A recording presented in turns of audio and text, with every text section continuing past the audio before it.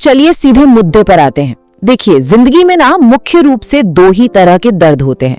पहला है कड़ी मेहनत का दर्द, जो थोड़ा टेम्परेरी होता है पर अंत में सपनों को पूरा कर देता है। और दूसरा पछतावे का दर्द, जो पूरी जिंदगी पीछा नहीं छोड़ता। ये तुलना सच में सोचने पर मजबूर कर देती है कि हमें कौन सा दर्द चुनना चाहिए। इन भारी भरकम बातों को आसानी से समझने के लिए हमने इस पूरे प्रोसेस को 5 हिस्सों में बांटा है। सच्ची सफलता की नींव, सबकॉन्शियस माइंड की रीवायरिंग, एक्शन और एग्जीक्यूशन, डर को खत्म करना और आखिर में मास्टरमाइंड और लेगेसी। तो शुरुआत करते हैं पहले चरण से, सच्ची सफलता की नींव। यहाँ हम समझेंगे कि हवाई ख्वाहिशों को ठोस लक्ष्यों में कैसे बदला जाए। सच कहूं तो हमारा दिमाग बड़ा ही अजीब तरीके से काम करता है। जब तक हम किसी सपने के आगे एक तारीख या डेडलाइन नहीं लगा देते, दिमाग उसे बस एक धुंधली सी ख्वाहिश ही मानता है। नेपोलियन हिल के शब्दों में, एक लक्ष्य असल में एक टाइम लिमिट के साथ देखा गया सपना ही तो है। इसको एक उदाहरण से समझते हैं। मान लीजिए कोई कहता है मुझे फिट होना है। ये बस एक विचार है ना? पर जब कोई कहता है मुझे 6 महीने में 10 किलो वजन कम करना है, तो फर्क देखिए। ऐसा कहते ही दिमाग तुरंत एक क्रिएटिव प्रॉब्लम सॉल्विंग मोड में चला जाता है, क्योंकि अंदर एक उल्गी गिनती, एक काउंटडाउन शुरू हो चुका है। और हाँ, ये कोई हवाई बातें नहीं है। American society for training and development का डेटा बताता है कि जो लोग अपने लिखे हुए लक्ष्यों को एक विशिष्ट तारीख दे देते हैं, उनके सफल होने के चांसेस सीधे 42% बढ़ जाते हैं। सोचिए, एक छोटी सी डेडलाइन अंदर कितनी अर्जेंसी पैदा कर देती है। लेकिन यहाँ एक दिक्कत है। एक बहुत बड़ी डेडलाइन देखकर घबराहट भी तो हो सकती है। इससे बचने के लिए हाई अचीवर्स रिवर्स इंजीनियरिंग का इस्तेमाल करते हैं। मतलब 1 साल के बड़े लक्ष्य को पहले महीनों में बांटिए, फिर हफ्तों में और आखिर में बहुत ही आसानी से मैनेज होने वाले डेली टास्क्स में। ऐसा करने से बड़ा पहाड़ भी पार करने लायक लगने लगता है। अब आते हैं दूसरे चरण पर, सबकॉन्शियस माइंड की रीवायरिंग। यहाँ हम ऑटो सजेशन और विश्वास की ताकत को जगाना सीखेंगे। देखिए, एक आम ख्वाहिश तो परेशानियों की पहली लहर में ही दम तोड़ देती है, पर एक बर्निंग डिजायर, यानी किसी लक्ष्य को अपने जिंदा रहने जितनी जरूरी चीज मान लेना, वो इंसान को किसी भी आलस या भटकाव से बाहर निकाल लाता है।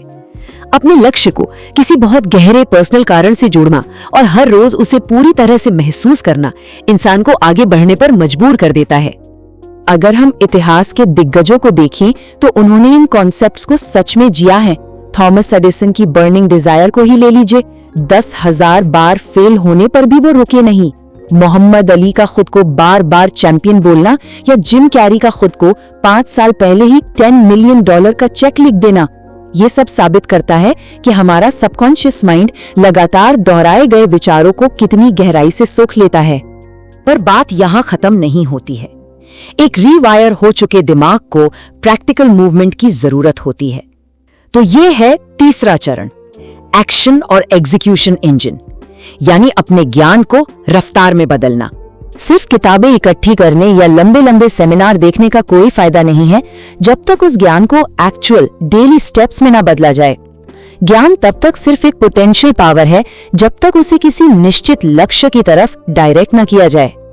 जैसे इलॉन मस्क अपने दिन को 5 मिनट के सख्त टाइम ब्लॉक्स में बांटते हैं, वैसे ही आम जिंदगी में हम पोमोडोरो जैसी शानदार टेक्निक अपना सकते हैं। 25 मिनट का एकदम फोकस्ड काम और फिर 5 मिनट का ब्रेक। सच मानिए, डिस्ट्रैक्शंस को जड़ से उखाड़ने का ये एक अचूक तरीका है। आगे बढ़ते हैं चौथे चरण की तरफ, डर को खत्म करना और डटे रहना, जो कि किसी भी नाकामी का सबसे बड़ा इलाज है। असल में फैसला ना ले पाना ही डर को पैदा करता है। इसलिए 24 घंटे के अंदर तेजी से डिसीजन लेना बिल्कुल हेनरी फोर्ड के ऑटोमोबाइल विजन की तरह एक गजब का आत्मविश्वास जगाता है। एक्शन लेना ही डर का सबसे बड़ा दुश्मन है। और जो लोग सफल होते हैं ना, वो फेलियर्स को जिंदगी का अंत नहीं बल्कि सीखने के लिए एक डेटा पॉइंट मानते हैं। ये एक बहुत ही हैरान करने वाला सच है कि लगभग 80% लोग किसी भी परेशानी के आने पर पहले 2 हफ्तों के अंदर ही अपने लक्ष्य को हमेशा के लिए छोड़ देते हैं। पर जो जीतते हैं वो अपनी लगन को एक मसल की तरह ट्रेन करते हैं। सोचिए, KFC के कर्नल सैंडर्स को कामयाबी मिलने से पहले 1009 बार रिजेक्शन झेलना पड़ा था। उनके लिए रिजेक्शन सिर्फ रास्ता बदलने का इशारा था, कोई पक्की हार नहीं। और अब आखिर में 5वां चरण, मास्टरमाइंड, मोमेंटम और लेगेसी, यानी अपनी सफलता को लंबे समय तक कैसे बनाए रखें। याद है राइट ब्रदर्स ने हवाई जहाज बनाने के लिए कैसे 2 लोगों की एक जबरदस्त टीम बनाई थी? बिल्कुल वैसे ही खुद को ऐसे लोगों से घेरना जो जुनूनी है, प्रोडक्टिविटी को सीधे 85% तक बढ़ा देता है। इसी को तो मास्टरमाइंड ग्रुप कहते हैं। क्योंकि सब कुछ अकेले अकेले करने की कोशिश में समय और एनर्जी बहुत ज्यादा खर्च होती है।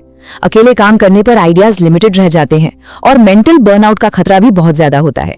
एक दूसरे के ज्ञान का फायदा उठाने और मुश्किलों को तेजी से सुलझाने के लिए एक मास्टरमाइंड ग्रुप का होना बिल्कुल जरूरी है। महान उद्योगपति एंड्रू कार्नेगी से हम एक बहुत बड़ी बात सीखते हैं। उन्होंने अपनी 90% दौलत दान कर दी थी। अपने ज्ञान, सफलता और संसाधनों को खुले दिल से बांटने से ना एक गिव बैक एनर्जी का नेचुरल साइकिल बनता है, जो बदले में कई ज्यादा नए अवसर लाता है। दूसरों की मदद करेंगे तो आगे बढ़ने के नए रास्ते अपने आप खुलने लगते हैं। तो जैसे जैसे हम इस विश्लेषण के अंत पर पहुंच रहे हैं, एक बहुत ही गहरा सवाल सामने आता है। हम अक्सर किसी सही समय का इंतजार करते रह जाते हैं, पर सच तो ये है कि वो परफेक्ट टाइम कभी नहीं आता। तो असल सवाल ये है कि आज, बिल्कुल अभी, वो पहला कदम क्या होने वाला है? परफेक्ट हालात का इंतजार करना छोड़ दीजिए, अपने डर पर काबू पाइए, जो सीखा है उसे एक्शन में बदलिए और इन जबरदस्त सिद्धांतों को आज और अभी से हकीकत बनाना शुरू कीजिए। बस आज से शुरुआत कीजिए।